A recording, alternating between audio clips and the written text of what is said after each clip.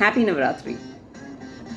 आज मैं आपको रियल लाइफ देवी यानी गॉडेस की स्टोरी सुनाऊंगी।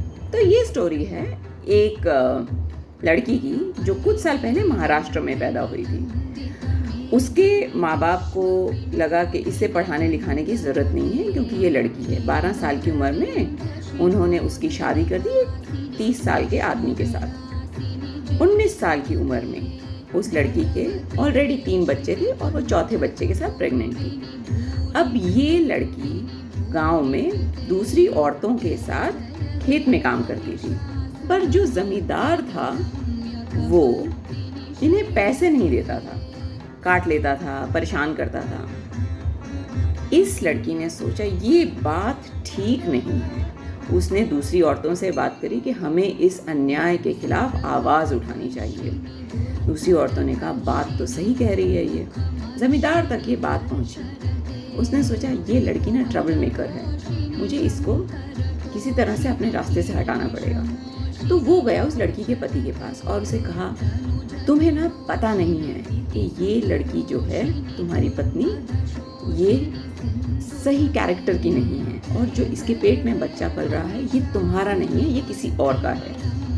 उसके पति को बहुत गुस्सा आया और उसने अपनी पत्नी को यानी इस लड़की को बहुत मारा, पेट पर मारा और मार कर गाय के तबेले में फेंक दिया। उसे लगा कि ये लड़की मर गई, पर लड़की जिंदा थी। जब उसने आंख खोली तो उसने देखा कि एक गाय उसके ऊपर खड़ी उसे प्रोटेक्ट कर रही है। अब उस लड़की के ससुराल वाले आए, उन्होंने भी कोशिश करी इस लड़की को मार दें, तो वो गाय जो उस लड़की को प्रोटेक्ट कर रही थी उसने सींग मार के, लात मार के किसी तरह से ससुराल वालों को भगा दिया। उस गाय के नीचे इस लड़की ने एक छोटी सी बच्ची को जन्म दिया और पत्थर लेके अपनी अम्बिलिकल कॉर्ड को काटा। उस लड़की ने उस गाय को कहा गौ माता, जिस तरह आपने मेरी रक्षा करी, मैं वादा करती हूँ कि मैं कोई भी ज़रूरत में आदमी होगा उसकी रक्षा करूँगी। अब वो इस छोटी सी बच्ची को लेकर अपने माँ बाप के यहाँ गई। उसके माँ बाप ने कहा हमारे यहाँ तुम्हारे लिए कोई जगह नहीं है, अब तुम जाओ यहाँ से।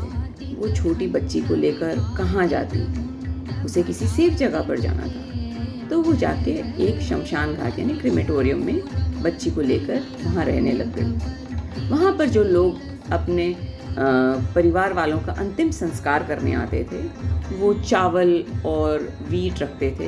ये वो वीट इकट्ठा करती थी, चिता की आग में पानी के साथ उसे उबाल कर खाती थी।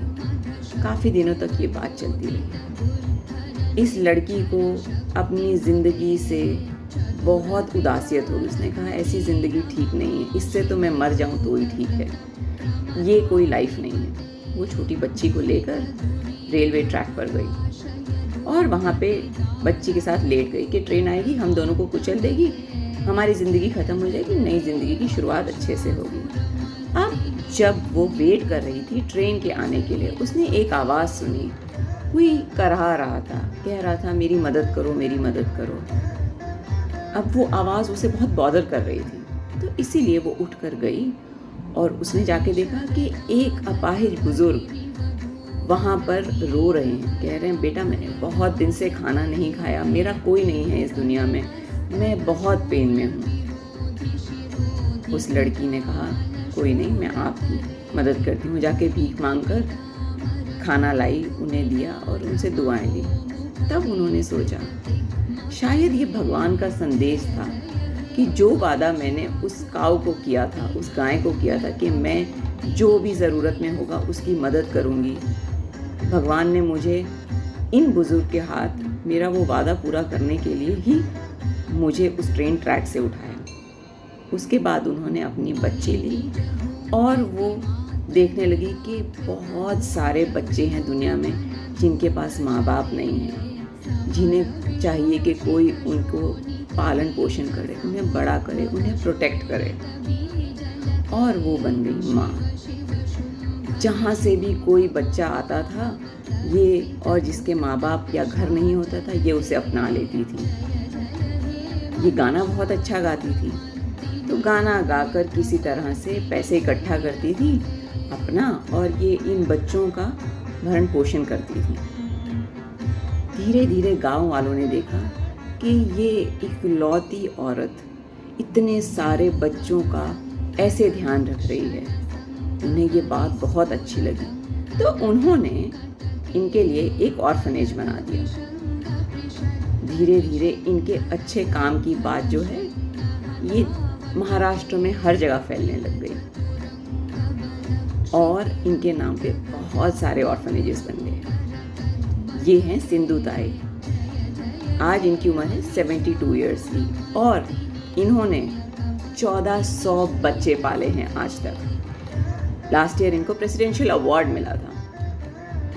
ऐसा नहीं है कि इनकी लाइफ में ट्रेजेडीज नहीं थी, बट इन्होंने अपने अंदर की देवी को जगाया, अपने अंदर की शक्ति को जगाया, और इन्होंने उन बच्चों को नरिश किया, पाला, जिनके पास कोई नहीं था।